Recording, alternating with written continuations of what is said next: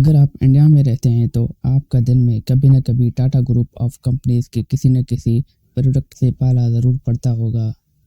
Road पर दौड़ते हुए गाड़ियों पर नज़र डालें तो टाटा मोटर्स, हवा में उड़ते हुए प्लेन्स को देखें तो एयर इंडिया पर नज़र जाती है, और यहाँ का आइकॉनिक ताज होटल तो पूरी दुनिया में मशहूर है, जैसे टाटा ग्रुप ही ऑन करता है। पावर से लेकर फैशन तक और चाय से लेकर नमक तक पूरे इंडिया में छोटी बड़े 100 से ज़्यादा कंपनीज हैं जो टाटा ग्रुप के अंडर में आती हैं। अब यहाँ आपको लगता होगा ये सब सक्सेस रतन टाटा के अहमियत और विज़न के आई है। उनका इंटरप्शन तो ज़रूर है, लेकिन ये एम्पायर जो आज हम देखते हैं इसकी कामयाबी की कड़ियाँ 150 साल पीछे जाकर मिलती हैं। आज के इस वीडियो में हम इस कहानी को खोलेंगे और जानेंगे कि कैसे एक विजनरी ने अपने सपनों को सच कर दिखाया और टाटा ग्रुप को एक ग्लोबल पावर हाउस। हमारे चैनल में एक बार फिर से खुशामदीद। नाज़रीन, इस ग्रुप के प्रोडक्ट्स 150 से ज़्यादा कंट्रीज़ में एक्सपोर्ट होते हैं, जबकि 100 से ज़्यादा कंट्रीज़ में टाटा ग्रुप अपने ऑपरेशंस खुद मैनेज करता है। एक एस्टीमेट्स के मुताबिक टाटा 2024 ग्रुप का कैपिटल $403 बिलियन है, जो कि इंडियन करेंसी में 33,500 अरब रुपए, जबकि पाकिस्तानी रुपयों में बात की जाए तो ये नंबर इतना बड़ा है कि पाकिस्तान के ऊपर जितना कर्जा है वो एक नहीं 2 बार उतारा जा सकता है। गाड़ियाँ हो या ज्वेलरी, नमक हो या पत्ती, एयरलाइन इंडस्ट्री से लेकर रियल एस्टेट सर्विस तक, टाटा ग्रुप 24 से ज़्यादा प्रोडक्ट्स या सर्विसेज में अपने पैर जमाए बैठा है। कामयाबी के इस सफ़र का आगाज़ रतन टाटा के दादा ने नहीं बल्कि परदादा जमशेदजी टाटा ने आज से 156 साल पहले सिर्फ 21,000 रुपयों से किया था। जमशेदजी अपने फादर के साथ कॉटन की ट्रेडिंग का काम करते थे और 1868 में जब वो 29 साल के थे तब इन्होंने अपनी खुद की ट्रेडिंग कंपनी की बुनियाद रखी। जो कॉटन वो बेचते थे वो ज़्यादातर एक्सपोर्ट होती थी। इसमें से कुछ टेक्सटाइल मिल्स खरीद कर कपड़े की सूरत में बेचते थे। इस तरह जमशेदजी को आइडिया आया कि कॉटन सेल करने के साथ साथ वो एक टेक्सटाइल मिल भी लगा लें, लेकिन मिल लगाने के लिए बहुत ज़्यादा इन्वेस्टमेंट की ज़रूरत थी। इतने पैसे एक बिज़नेस में लगाना काफ़ी रिस्की था। उस वक्त चंचपुकले में एक ऑयल मिल काफ़ी नुकसान में जा रहे थे और अल्टीमेटली वो बैंक रपट हो गए। तो उन्होंने सस्ते दामों वो मिल खरीदी और उसको कॉटन मिल में कन्वर्ट करके चलाने लगे। इस मिल को एलेक्जेंडर का नाम दिया। 2 सालों के बाद इन्होंने वो मिल जो नुकसान में जा रहे थे उसको प्रॉफिट में बेचा और एक नई मैन्युफैक्चर प्लांट जितने पैसे जमा कर लिए। उस वक्त बॉम्बे कॉटन मार्केट का गढ़ था, जिसको कॉटनोपोलिस ऑफ इंडिया भी कहा जाता था।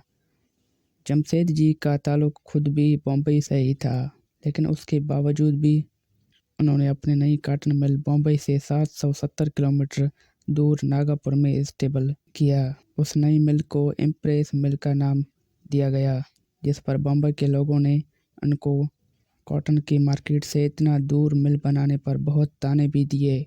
किसी को भी ये समझ नहीं आ रहा था कि जब बॉम्बे कॉटन के मार्केट का हब है तो जमशेदजी ने नागपुर में मिल क्यों इस्टेब्लिश की, पर वक्त ने साबित किया कि जमशेद का ये फैसला बहुत अच्छा था। यानी रॉ मटेरियल पे लाए कि फसलें ज़्यादा नागपुर कॉटन करीब होते थे, जिसकी वजह से सप्लाई का इनको कोई मटेरियल मसला नहीं होता था।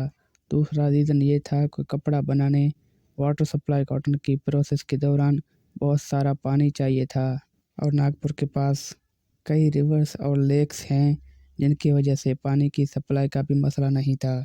तीसरा रीज़न था मज़दूरों की अवेलेबिलिटी, क्योंकि बॉम्बे जैसे शहरों में मज़दूरों की डिमांड ज़्यादा थी। इस वजह से वहाँ अक्सर मज़दूरों की शॉर्टेज रहती थी और शहर में कॉस्ट ऑफ लिविंग ज़्यादा होने की वजह से वहाँ पर इनका रेट भी ज़्यादा होता। पर नागपुर में बेरोज़गारी ज़्यादा होने के बाद यहाँ रेट बहुत कम मिलती थी और अवेलेबिलिटी ज़्यादा। अब क्योंकि इस एरिया में पहले कोई कॉटन मिल नहीं थी, इस वजह से वहाँ के मज़दूर ज़्यादा ट्रेंड नहीं थे। इन पर बहुत मेहनत करने की ज़रूरत थी। जमशेदजी ने देखा कि वर्कर्स काम में ज़्यादा ध्यान नहीं देते हैं, बात बात पर छुट्टी कर लेते थे और ज़्यादातर दिनों में ऐसा भी होता था कि 20% से ज़्यादा वर्कर छुट्टी पर होते थे। ये बात जमशेदजी टाटा को बहुत परेशान रखती थी, लेकिन इन्होंने इस मसले का सलूशन के लिए आज से 150 साल पहले एक ऐसा तरीका अपनाया जो आज के मॉडर्न एरिया में भी तसव्वुर करना मुश्किल दिखाई देता है। इन्होंने वर्कर्स को डांटने से नहीं बल्कि सैलरीज काटने की बजाय उन्हें मज़ीद फैसिलिटीज़ देने का फैसला किया। उन्होंने एक ऐसी स्कीम इंट्रोड्यूस की कि उनके फैक्ट्रीज़ के तमाम वर्कर्स को रिटायरमेंट के बाद पेंशन भी मिलेगी, उनकी मेडिकल इंश्योरेंस भी की गई, उनके एंटरटेनमेंट के लिए स्पोर्ट्स डे और फैमिली डेज भी रखी गई। ज़्यादा बेहतर परफॉर्म करने वाले वर्कर्स को सबके सामने इनाम भी दिया जाता था। यानी ये सब कुछ आज के दौर में तो समझ आता है, लेकिन उस दौर में ऐसा करना किसी ख्वाब से कम नहीं था। और मज़े की बात यह कि उनके ये स्कीम काम भी कर गई। वर्कर्स खुद को वैल्यूड फील करने लगे, वो अपने कंपनी समझकर काम करने लगे। जमशेदजी का मानना था कि इंडिया को मजबूत बनाने के लिए हर चीज़ का इंडिया में ही मैन्युफैक्चर होना बहुत ज़रूरी है, और अपना यही मिशन के लिए वो कोशिश करते गए। इन्होंने मज़ीद कंपनीज लगाना शुरू कर दी। उस वक्त सिल्क बहुत प्रीमियम कपड़ा समझा जाता था, और उसमें सबसे एक लॉस सिल्क फ्रांस से इंपोर्ट होता था। फ्रेंच सिल्क वॉर्म पूरी दुनिया में बेहतरीन सिल्क प्रोड्यूस करने के लिए जाने जाते थे। जमशेदजी फ्रांस के गए और वहाँ फ्रेंच सिल्क वॉर्म की ब्रेड इंडिया में लेकर आए, लेकिन मसला था कि ये सिल्क वॉर्म सिर्फ यूरोप की क्लाइमेट में ही अच्छी प्रोडक्शन देने की काबिलियत रखती थी। इंडिया में इनका सरवाइव करना काफ़ी मुश्किल था। लिहाजा इन्होंने बंगलोर में एक सिल्क फार्म इस्टेब्लिश किया, जहाँ का क्लाइमेट इस खास सिल्क वॉर्म के लिए काफ़ी बेहतर होता था, लेकिन परफेक्ट नहीं था। शुरुआत में इनको काफ़ी मुश्किलात का सामना करना पड़ा, जैसा कि फ्रेंच सिल्क वॉर्म में अक्सर बीमारियाँ पड़ जाती थी। इन मसलों में को फिक्स करने के लिए पहली बार कंट्रोल्ड एनवायरनमेंट में सिल्क वॉर्म की फार्मिंग का इन्वेस्टमेंट कॉन्सेप्ट भी जमशेदजी टाटा ही लेकर आए। खुशकिस्मती से ये एक्सपेरिमेंट काम कर गया, और इस तरह जमशेदजी ने टाटा सिल्क की सूरत में इंडिया को बेहतरीन सिल्क बनाने की काबिल बना दिया। आज इंडिया दुनिया के सबसे बड़े सिल्क प्रोड्यूसर में से एक है, और ये सब इन पहले एक्सपेरिमेंट, इन्वेंशंस और रिसर्च की वजह से मुमकिन हो पाया। इस वक्त इंडिया में ब्रिटिश ईस्ट इंडिया कंपनी और फ्रेंच इंडिया कंपनी का राज था। जमशेदजी ने फ्रेंच ईस्ट इंडिया कंपनी को टारगेट किया और 1885 में पौंडीचेरी में एक कंपनी बनाई, जिसका मकसद सिर्फ और सिर्फ इंडियन टेक्सटाइल्स को फ्रेंच कॉलोनी के बीच इंट्रोड्यूस करवाना था। लेकिन ये आइडिया कम डिमांड की वजह से कामयाब नहीं हुआ। कॉटन के अलावा वो अपने नेटवर्क को भी बढ़ाना चाहते थे। वो ये चाहते थे कि इंडिया में जो भी चीज़ें इस्तेमाल होती हैं वो पूरी तरह इंडिया में ही मैन्युफैक्चर हों। उनके टोटल 4 ख्वाब थे: आयरन और स्टील के मैन्युफैक्चरिंग हो, तेल, एजुकेशन के हाइड्रो इलेक्ट्रॉनिक प्लांट पर सिर्फ होटल ही वो ऐसा सपना था जिसको पूरा होते देख पाए, और ये था दी ताज महल होटल। 1903 में कंप्लीट हुआ था। जब ताज महल होटल पहली बार खोला गया तो ये इंडिया का पहला होटल था जिसमें इलेक्ट्रिसिटी कनेक्शन था। इसके अलावा अमेरिकन फैंस, जर्मन एलिवेटर्स और तुर्किश बार्ट्स भी इसमें इंस्टॉल किए गए।